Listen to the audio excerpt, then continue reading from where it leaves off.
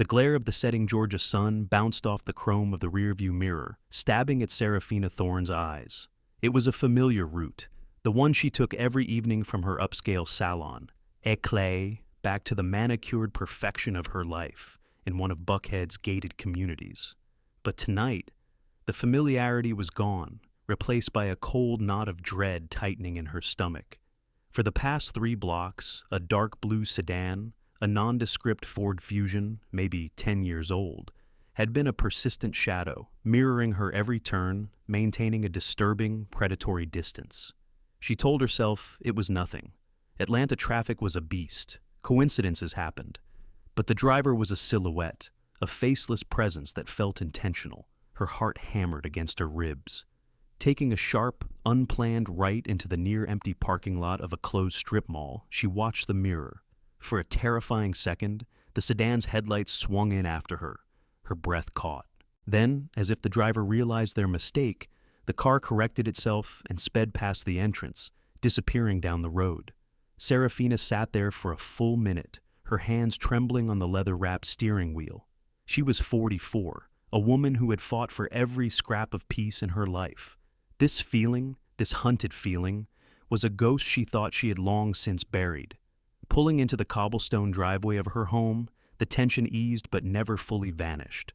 The house was a monument to stability, a 2-story brick colonial that whispered of old money and new success. Inside, the air smelled of lemon polish and Marcus's faint lingering cologne. Her husband, Marcus Thorne, was a man carved from granite and discipline. At 47, the former Army Ranger still possessed the rigid posture and intimidating presence that made him an exemplary head of security at the Phipps Plaza Mall.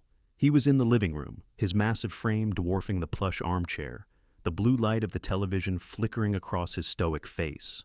"You're late," he said, his voice a low rumble that didn't require raising to command attention.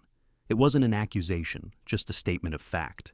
To Marcus, the world operated on schedules and protocols.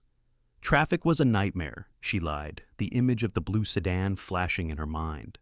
She kissed his temple, a familiar ritual that felt hollow tonight. He grunted in response, his eyes fixed on the news. Upstairs, in the sanctuary of their marble-tiled bathroom, Serafina locked the door. She stared at her reflection, tracing the fine lines that life had etched around her eyes. She had built this face, this body, this life, with meticulous care. From a locked cabinet beneath the sink, she retrieved a small, unmarked bottle. Inside were the hormone pills, the silent wardens of her identity for over 20 years. To Marcus, they were just women's vitamins, a detail too mundane for his interest. He loved her, she knew, but he loved the version of her she presented, the graceful, compliant, beautiful wife. He had no capacity for the messy, complicated truth that preceded her. She swallowed a pill, the daily act of affirming a self he never knew existed. When she came back downstairs, a mask of serene domesticity firmly in place, Marcus was still on the couch. "Jasmine called," she said, keeping her tone light. "She's having a birthday thing on Saturday, just a small get-together at her place." Marcus's jaw tightened. "Jazz," he said, the name tasting like something sour in his mouth. Her and her artsy friends. The unspoken judgment hung in the air. He didn't trust Jasmine's bohemian world, a world so different from his own black and white view of life. "I don't like you spending too much time with her. She's a bad influence." "She's my best friend, Marcus. I've known her since before—" She stopped herself. "Before you." "Before what?" he asked, his gaze finally shifting from the screen, sharp and piercing. "Before I opened the salon," she recovered smoothly. "She was there for me." A sharp, stabbing pain radiated through her lower abdomen, making her wince. It had been happening for weeks, a dull ache that was steadily growing more insistent. She'd blamed stress, but this was different. It felt deep, rooted. Marcus noticed her slight grimace. "You okay? That stomach thing again?" "It's nothing," she said, forcing a smile. "Just a cramp." But as he turned back to the TV, oblivious, the cold knot of dread returned, stronger this time.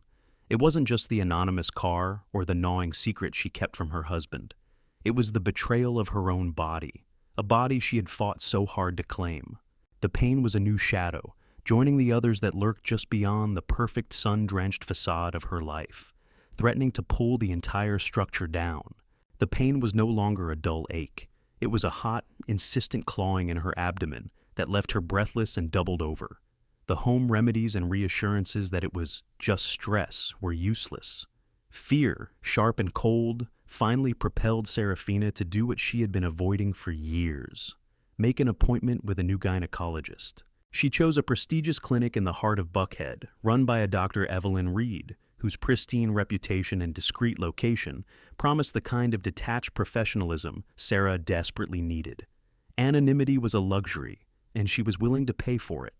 The clinic's waiting room was an oasis of quiet wealth, all muted tones, modern art, and the gentle hum of conditioned air.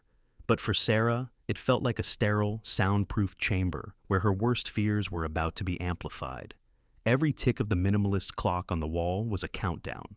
When she filled out the patient history form, her pen hovered over the section for past surgeries. Her hand trembled. After a long, agonizing moment, she left it blank. A sin of omission. A prayer to a God she wasn't sure was listening. Dr. Evelyn Reed was exactly as her profile suggested: elegant, sharp, and exuding an aura of cool, untouchable competence. Her short, severe haircut and designer glasses framed a face that was professionally pleasant but gave nothing away. "Mrs. Thorne," she said, her smile not quite reaching her eyes, "please, tell me what's troubling you." Sarah described the symptoms, her voice carefully measured, editing the narrative of her own body to avoid the central, defining chapter. She spoke of pain, of dizziness, of a fatigue that felt bone deep. Dr. Reed listened, nodding, her expression unreadable. "All right, let's have a look. Please change into the gown, and I'll be back in a few minutes."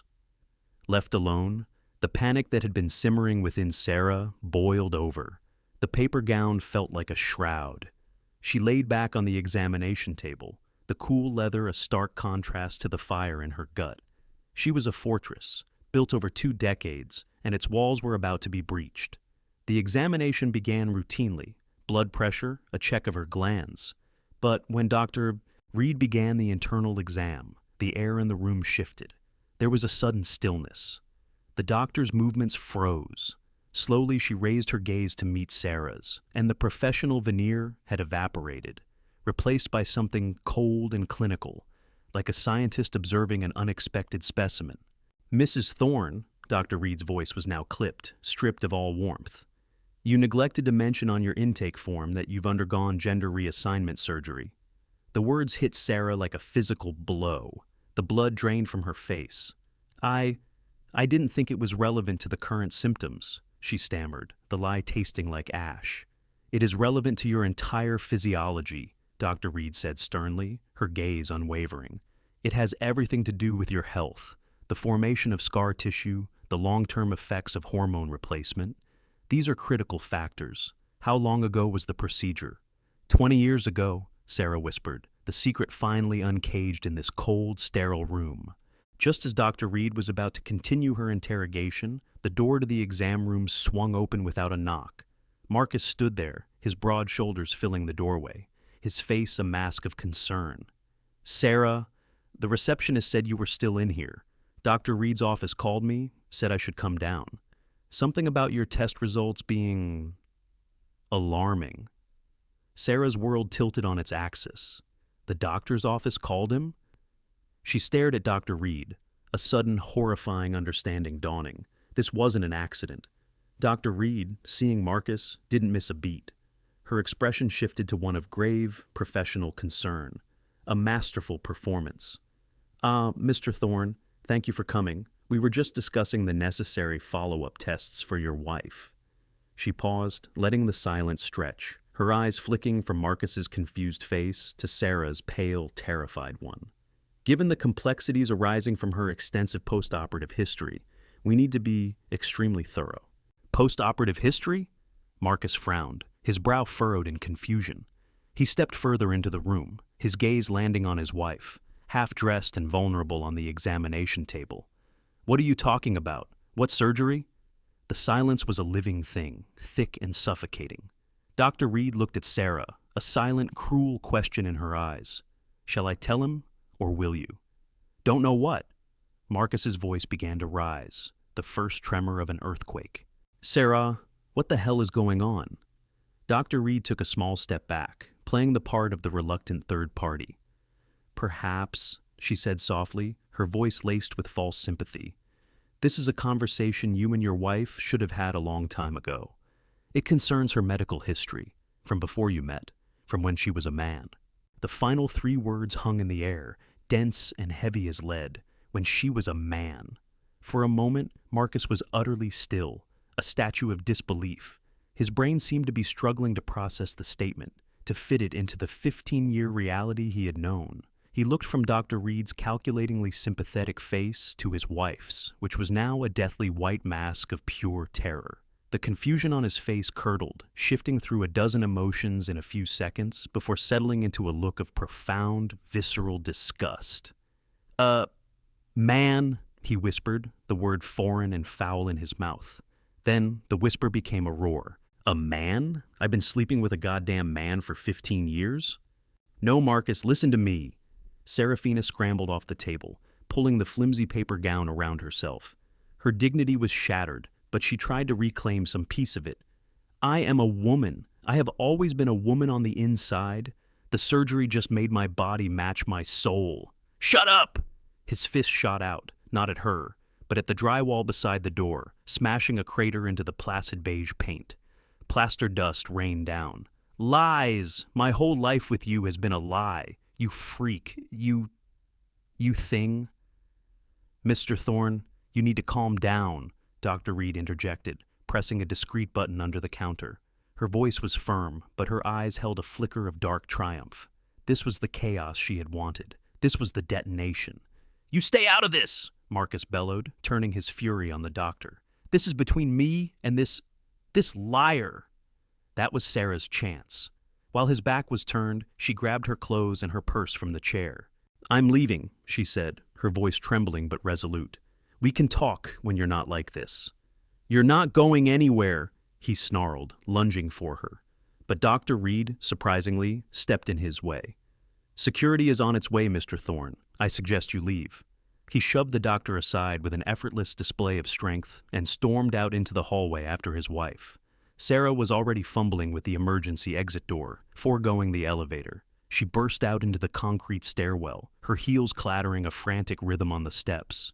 She could hear him behind her, his heavy footsteps thundering down, each one a hammer blow to her already frayed nerves.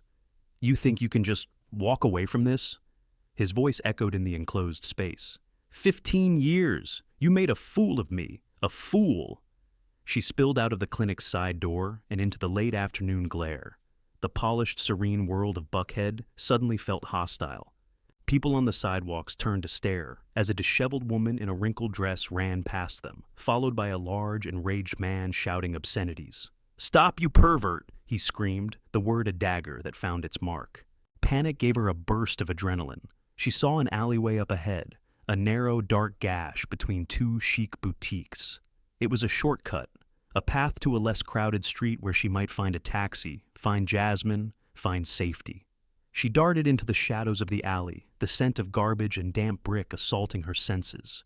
His footsteps were closer now, his ragged, furious breathing a hot presence on the back of her neck. You'll pay for this, Sarah. I swear to God, you will pay. She risked a glance over her shoulder.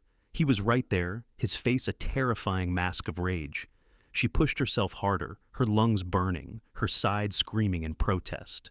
The alley opened up ahead, but her escape was cut off. A dark blue sedan, the same one from before, was slowly pulling out of a parking spot, blocking her path. She skidded to a halt, trapped. Marcus, seeing the car, was forced to slow down. He cursed, trying to squeeze past it. That momentary delay was all Sarah had. She darted behind a large, overflowing dumpster, crouching down, trying to make herself invisible. She held her breath, listening to Marcus's heavy footsteps pound past the dumpster and out onto the other street. He hadn't seen her. Silence descended, broken only by her own ragged gasps and the frantic thumping of her heart. She waited, counting the seconds, expecting him to double back. But he didn't.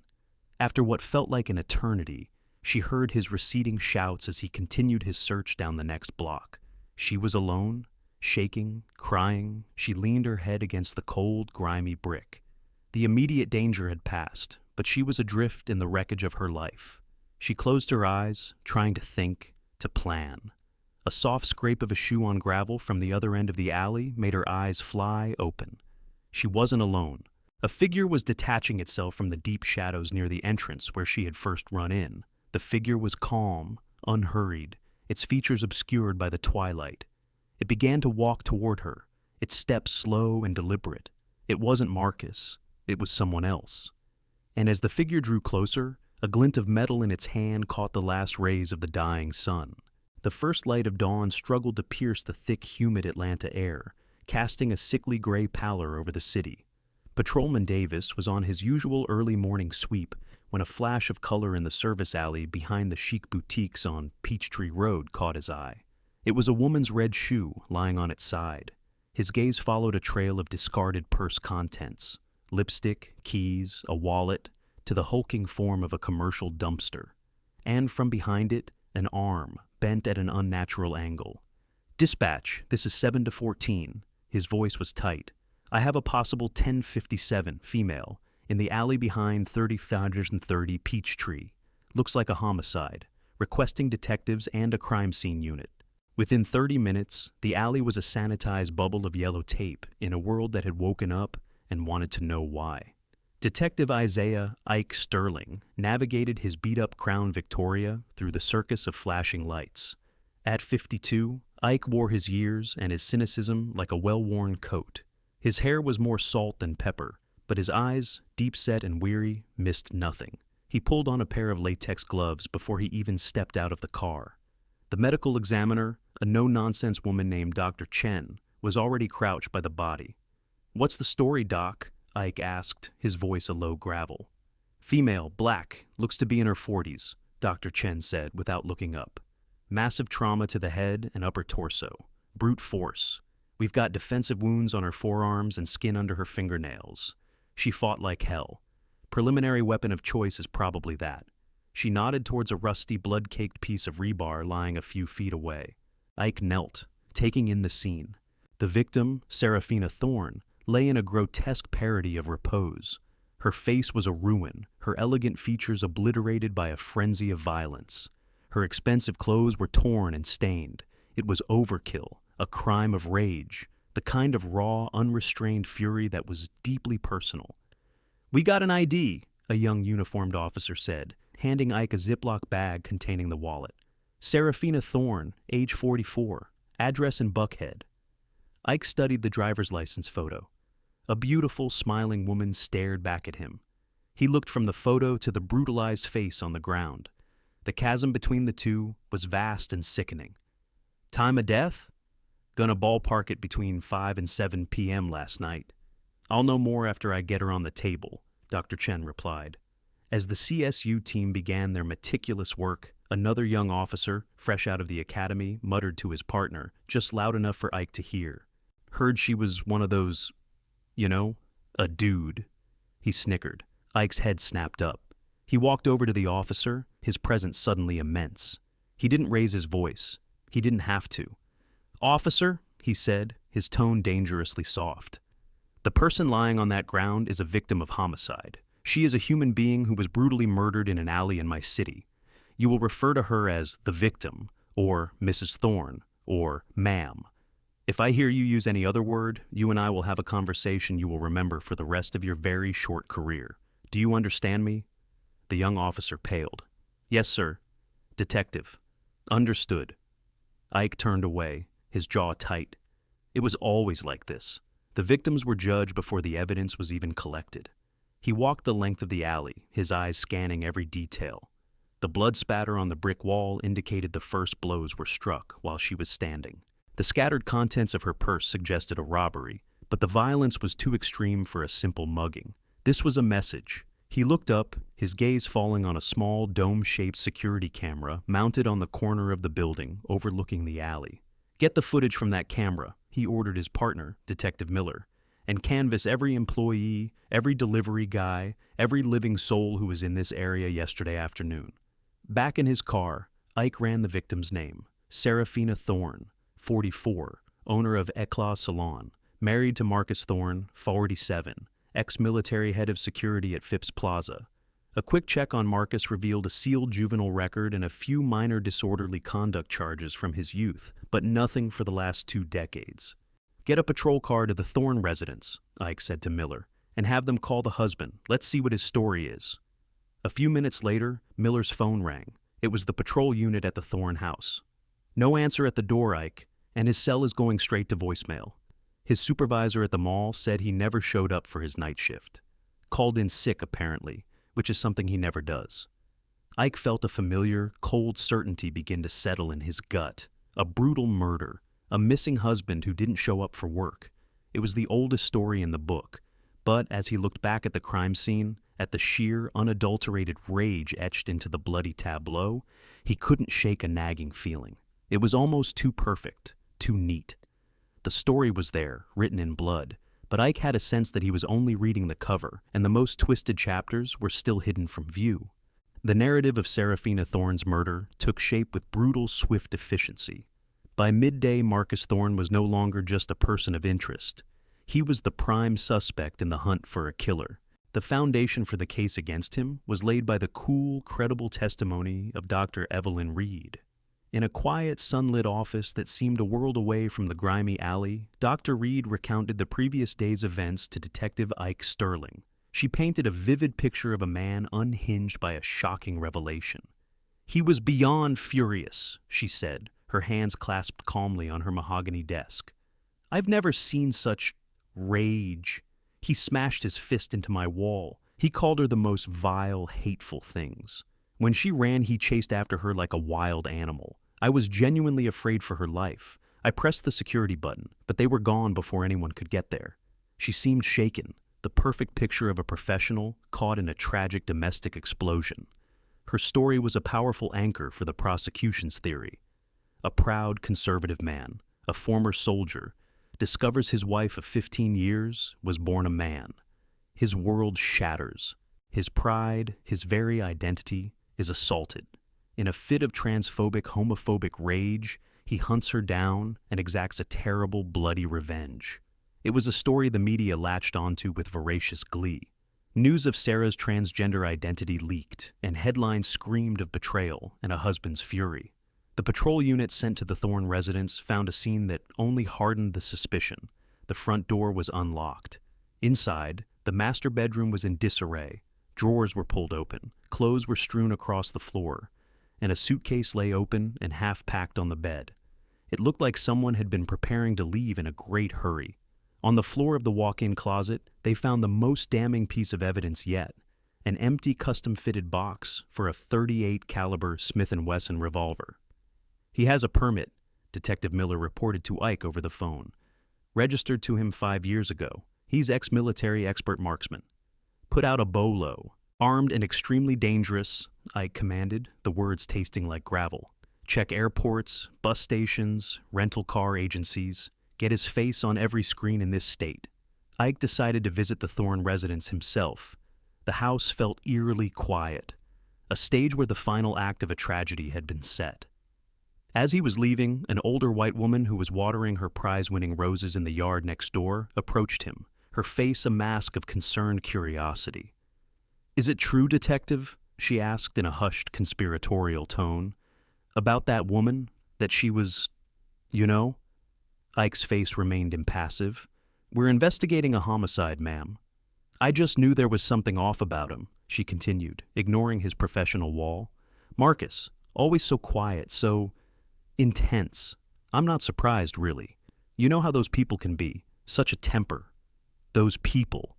The casual, venomous generalization made Ike's jaw clench. She wasn't just talking about a murder suspect. She was talking about a black man. In her eyes, Marcus was already guilty.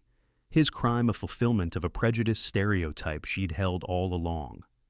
"We're following the evidence, ma'am," Ike said, his voice clipped, and walked away before he said something he'd regret. The woman's comment was a stark reminder of the world Marcus was now facing. He wasn't just a murder suspect. He was a black man accused of a heinous crime, a caricature of rage and violence in the eyes of many. The evidence was piling up into a mountain of guilt, motive, a devastating betrayal, opportunity. He was seen chasing her from the clinic. Action, he fled the city, armed. He was the perfect suspect. The case seemed to be closing in on itself, a neat, tidy package of rage and retribution. Yet, Ike was troubled. The scene in the alley felt like more than just rage. The violence was frenzied, yes, but something about it felt performative. And then there was Dr. Reed. She was a compelling witness, but there was a coldness to her, a detached quality that seemed at odds with the traumatic event she claimed to have witnessed. Her story was flawless, almost too flawless, as if she'd rehearsed it. He stood in the quiet of the Thorns' perfectly decorated living room, staring at a framed photo on the mantel. It showed Sarah and Marcus on a beach, laughing, their arms around each other. They looked happy. They looked in love. Was it all a lie? Or was the lie something far more complex, something he hadn't even begun to understand? The easy answer was that Marcus Thorne was a monster. But Ike Sterling had been a detective long enough to know that the easy answer was rarely the whole truth. The apartment of Jasmine Jazz Carter was a vibrant, chaotic explosion of life that stood in stark contrast to the sterile order of the Thorne household.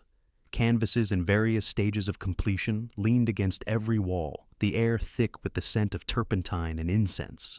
Jazz herself was a mirror of her home, expressive, emotional, and utterly devastated. Her eyes were red-rimmed and swollen, and she clutched a mug of tea as if it were a lifeline. "I told her," Jazz whispered, her voice hoarse with grief. "I told her for years that he was a time bomb, not that I thought he'd do this. But his pride, it's like a cage, for him and for everyone around him."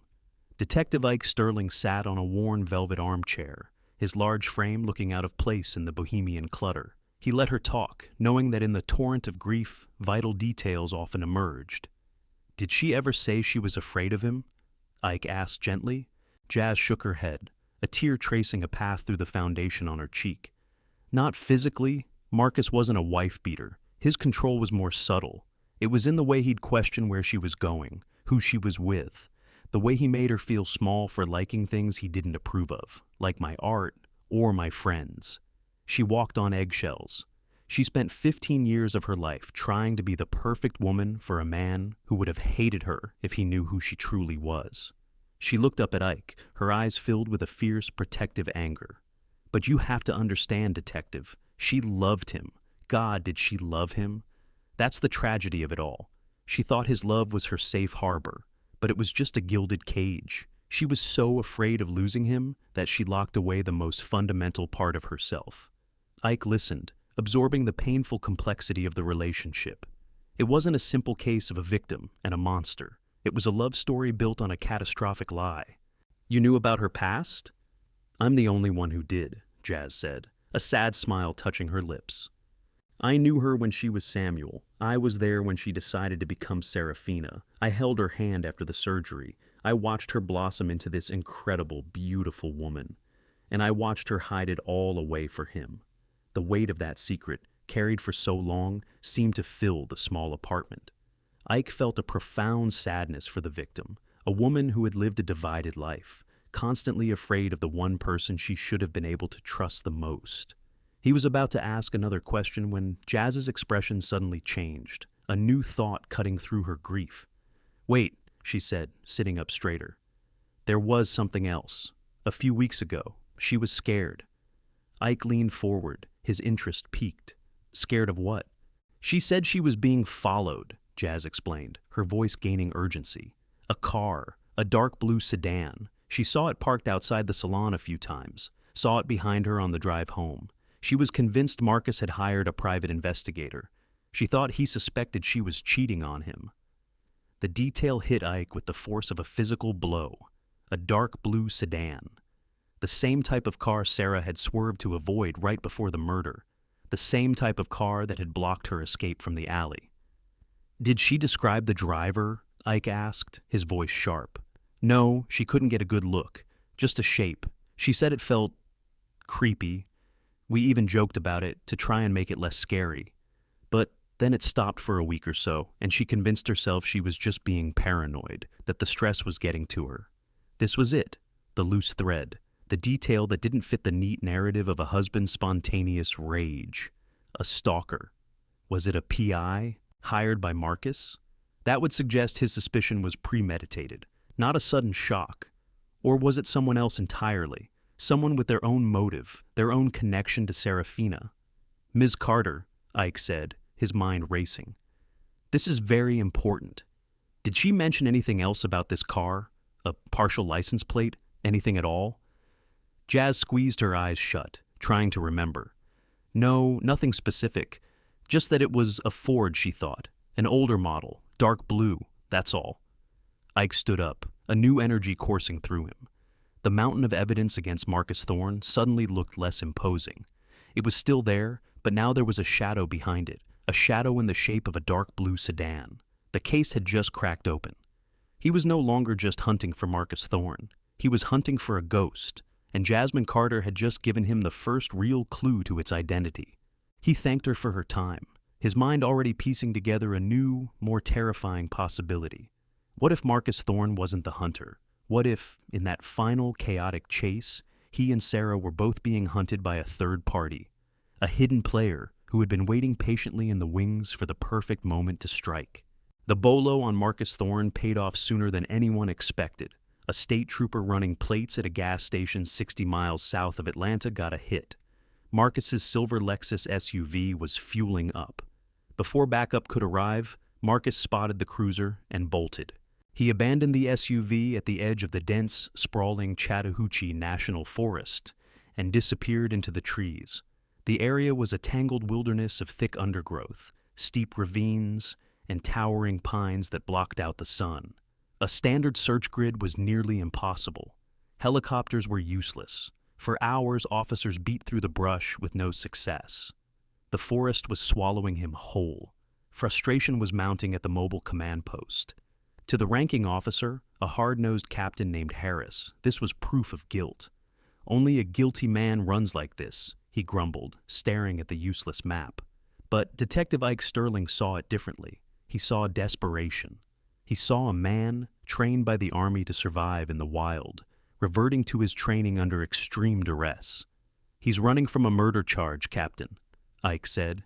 In his mind, he's a black man accused of killing his wife after finding out she was trans. He doesn't think he stands a chance in hell of getting a fair trial. Innocent or guilty, he's going to run.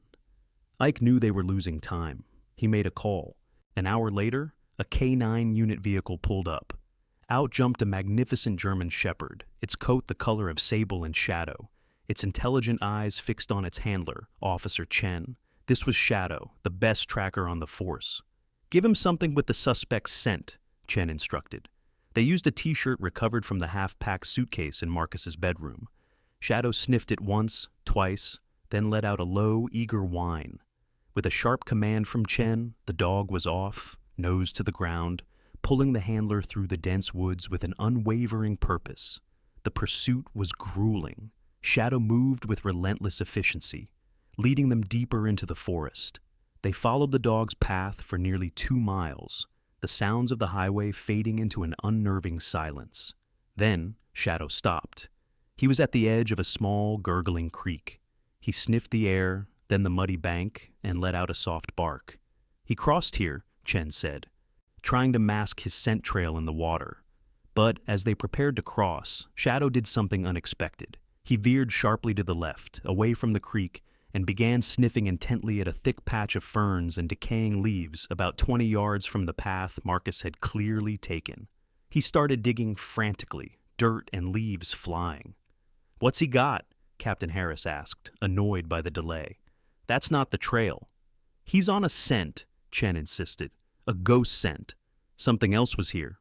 Ike watched, his gut tightening. Shadow's frantic digging uncovered a small patch of disturbed earth. Buried just a few inches down was a clear plastic bag, and inside it was a pair of latex gloves, stained dark with what was unmistakably blood. A stunned silence fell over the search party. "Gloves?" Miller, Ike's partner, whispered. "Why would Marcus wear gloves? The ME said it was a crime of passion, a frenzy. You don't stop in a fit of rage to put on gloves. And why would he bury them here, 20 yards off his own escape route? Ike mused, thinking aloud. If he was wearing them, he would have ditched them on the run or taken them with him. This is a dump site. It's deliberate. The discovery changed everything. A crime of passion was spontaneous, messy. The use of gloves suggested premeditation. The careful disposal of them suggested a killer who was thinking clearly, covering their tracks. It was the work of a cool, calculating mind, not a man blinded by rage. Captain Harris still looked skeptical. Could be his. Maybe he cooled down, realized what he'd done, and tried to be clever. Maybe, I conceded. But my gut tells me this isn't his. My gut tells me Shadow just found evidence of a second person in these woods. Or maybe the only person that matters. They continued the hunt for Marcus, but the energy had shifted. The single-minded pursuit of a fugitive had become something more complex. The bloody gloves were a tangible piece of the puzzle that simply didn't fit. They were a message from a killer who was smarter, colder, and far more careful than Marcus Thorne appeared to be. As Shadow picked up Marcus's trail again on the other side of the creek, Ike Sterling knew they were no longer just chasing a man. They were chasing a phantom who had expertly framed him, a killer who had walked through the heart of the crime, left their mark, and vanished, leaving Marcus to run blindly through the woods, a perfect scapegoat. They found Marcus Thorne near dawn, huddled and shivering from exposure in a hunter's derelict deer stand 3 miles from where Shadow had found the gloves. He was exhausted, scratched up, and unarmed. The .38 revolver was found tucked under the driver's seat of his abandoned SUV. He surrendered without a fight, a man utterly defeated. The interrogation room at the Atlanta PD headquarters was a cold, featureless box designed to unnerve. Marcus sat at the small metal table, his large frame looking shrunken in the oversized orange jumpsuit. The fury from the clinic was gone, replaced by a deep, hollowed-out despair. Ike Sterling entered the room alone, placing a cup of coffee on the table in front of Marcus. He didn't start with accusations. He started with a simple question. "Why'd you run, Marcus?" Marcus looked up, his eyes bloodshot. "You saw the news. You know what they're saying. Enraged husband, transphobic killer. I'm a black man in Georgia accused of a hate crime. What did you expect me to do? Turn myself in and pray for a jury of my peers?" His voice was rough with exhaustion and bitterness. "Running makes you look guilty," Ike stated calmly. "I'm already guilty in everyone's eyes," Marcus shot back. "I didn't kill her, detective. I swear on my mother's grave, I did not lay a hand on her." Ike let the silence hang in the air before he pushed. "Tell me what happened. Everything. From the moment you left Dr. Reed's office." Marcus took a long, shuddering breath. He recounted the chase, the raw, unfiltered rage he felt.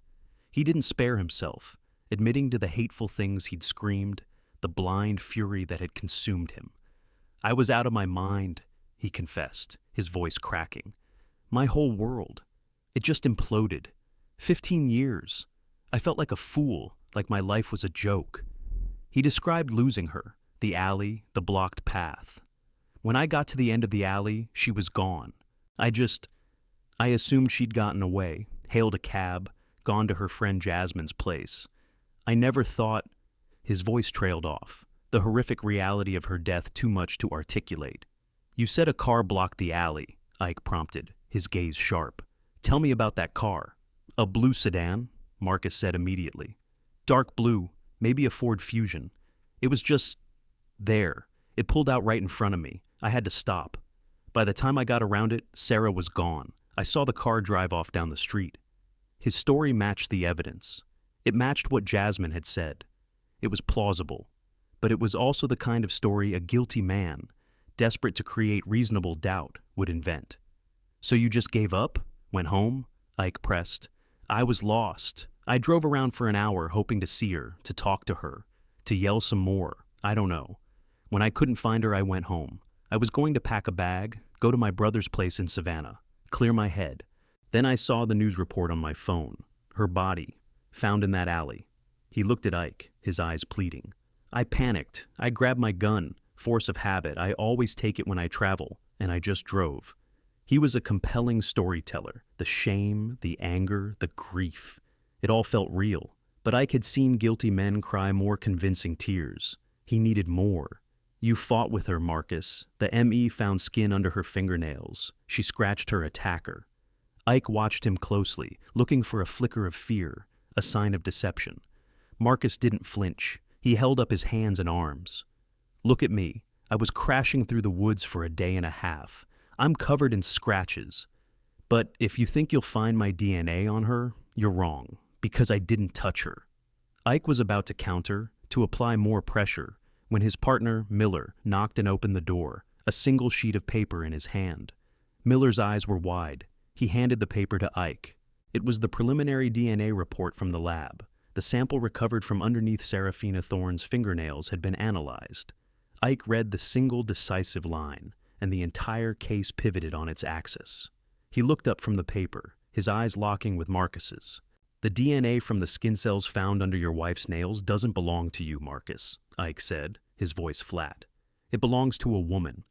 The DNA result was a bombshell that obliterated the prosecution's neat and tidy case. Marcus Thorne, the enraged transphobic husband, was almost certainly not the killer. The investigation, which had been a laser-focused manhunt, now exploded into a dozen new, uncertain directions. The prime suspect was now a key witness, and the real killer was a ghost. A female ghost. Ike Sterling stood in front of the evidence board, the threads of the case tangled and confusing. He took down Marcus's photo from the center and replaced it with a question mark. Who?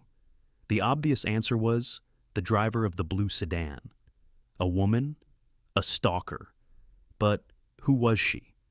Let's go back to the beginning, Ike said to Miller. The clinic. That's where it all started. They pulled the employee records for everyone working at Dr. Evelyn Reed's practice. They started re-interviewing the nurses, the receptionists, the cleaning staff. For a day, they hit nothing but dead ends. Everyone corroborated Dr. Reed's story. They'd heard the shouting, seen the couple flee. No one had seen anything else. Then, a breakthrough came from an unlikely source. A night shift janitor, a quiet immigrant woman who had been too intimidated to speak up before, requested to talk to Ike privately. The doctor? The janitor Maria said nervously, twisting the hem of her uniform. She was here very late that night. We close at 5. She did not leave until after 7. 2 hours, Ike murmured. What was she doing? I do not know. Her office was locked. But when she left, she did not use the front door. She used the back service entrance. She seemed in a hurry, upset. She almost ran into me. Ike's instincts screamed. What kind of car does she drive, Maria? A blue car, an older one. Ford, I think, she said. She parks it in the back, away from the patient parking. A dark blue Ford Fusion. The stalker car. Dr. Reed's car. The coincidence was too great to ignore. Suddenly, Dr. Reed wasn't just a witness. She was a person of interest. Miller, run a full background check on Dr. Evelyn Reed, Ike commanded, his voice electric with new purpose.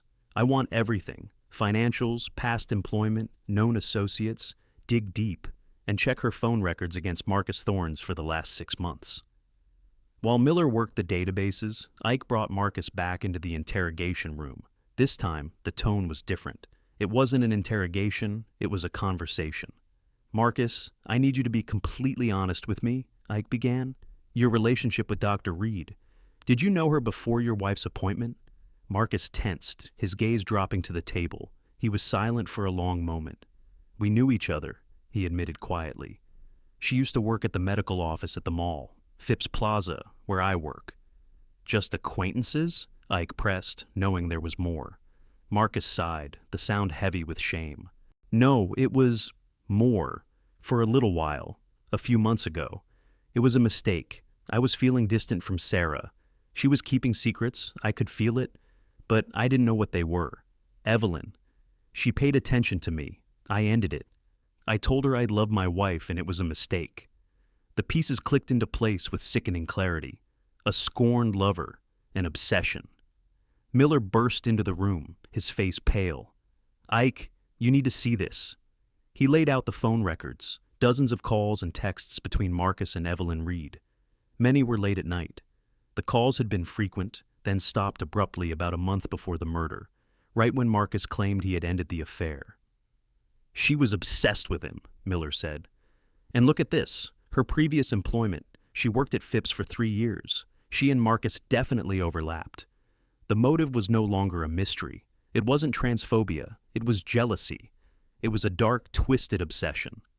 Dr. Reed hadn't accidentally revealed Sarah's secret. She had weaponized it. She had orchestrated the entire confrontation, hoping that the revelation would shatter their marriage and drive Marcus into her arms. But when Sarah had run, the plan had gone sideways. She didn't just want to break them up, Ike said, the chilling reality of the plan dawning on him. She wanted to erase her. She followed them.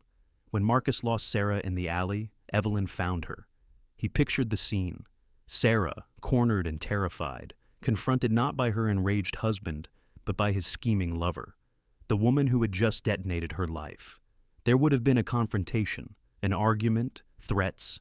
Sarah, a fighter, would have threatened to expose Evelyn, to ruin her career. And Evelyn, a woman who had planned everything with such cold precision, would have silenced her permanently. The ghost had a face, and it was the face of a respected, professional, cold-blooded killer. Armed with a search warrant, Detective Ike Sterling and a team of officers descended on Dr. Evelyn Reed's immaculate townhouse. They didn't need to search for long. In the trunk of her dark blue Ford Fusion, hidden beneath the spare tire, they found them. A pair of bloody latex gloves tucked inside a Ziploc bag. In an outdoor trash bin, they found recently purchased clothes, cut into pieces and doused with bleach, but not enough to hide the faint, telltale traces of blood spatter. The DNA under Sarah's nails, the car, the gloves, the motive, the web was complete. When Ike walked into her office at the clinic to arrest her, Dr. Reed showed no surprise. She was sitting behind her desk, her hands folded neatly as if she were expecting him. The mask of the concerned professional had vanished, replaced by an unnerving, placid calm. She listened impassively as Ike read her rights. "I'd like to make a full statement," she said, her voice even and steady. "But at the station, not here." In the stark gray confines of the interrogation room, the full, chilling story poured out of her. There were no tears, no remorse. She spoke with the detached precision of a surgeon describing a procedure, her narrative a terrifying monologue of obsession and narcissism. "I met Marcus nearly 4 years ago at the mall clinic," she began, her eyes focused on a point on the wall just past Ike's shoulder.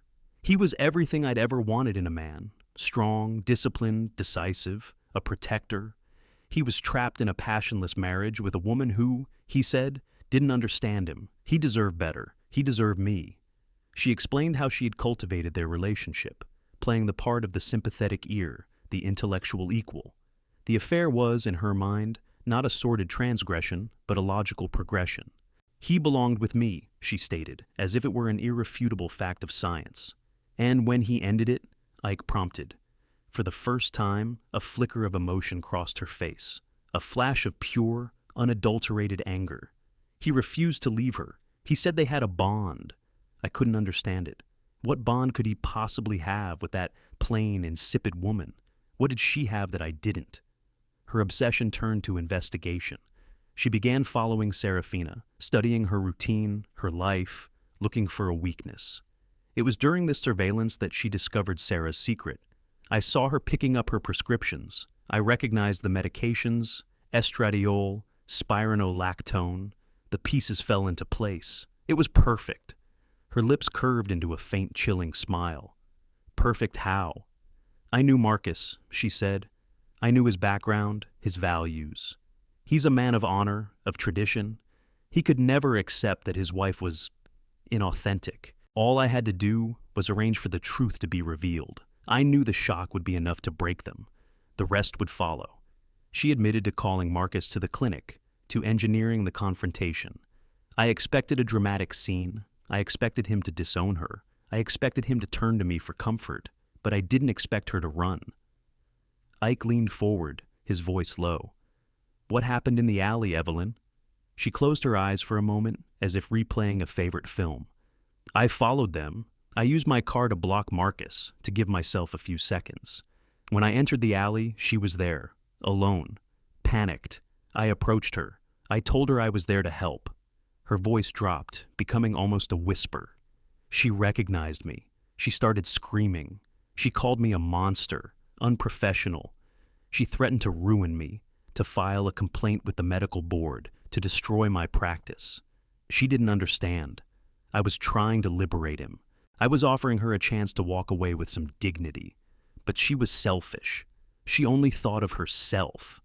The calm recitation was more terrifying than any scream. "And so you killed her," Ike said, the statement hanging heavy in the sterile air. "There was a piece of rebar on the ground from a nearby construction site," she said, her voice devoid of any emotion. "It was just there. I don't remember hitting her. I just remember the noise. And then the silence. When I stopped, she wasn't a problem anymore. The gloves?" She shrugged, a small, indifferent gesture. "I'm a doctor. I always have gloves in my car.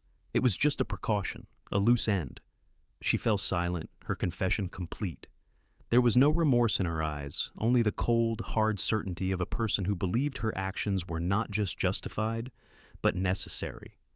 She had identified a problem, Serafina Thorne, and she had removed it with surgical precision. Ike Sterling had interrogated murderers for 30 years, but he had rarely encountered a darkness so absolute, a conscience so completely and utterly vacant. As they led her away, the only sound in the room was the quiet hum of the air conditioner, a cold, indifferent witness to a story of love, obsession, and the devastating consequences of a secret brought to light by the cruelest of hands. Marcus Thorne was released from custody, a free man in the eyes of the law, but a prisoner of his own grief and regret. The world he stepped back into was fractured and unfamiliar. He was no longer the feared husband or the prime suspect. He was a widower, a victim of a monstrous deception far more complex than the one he had first imagined.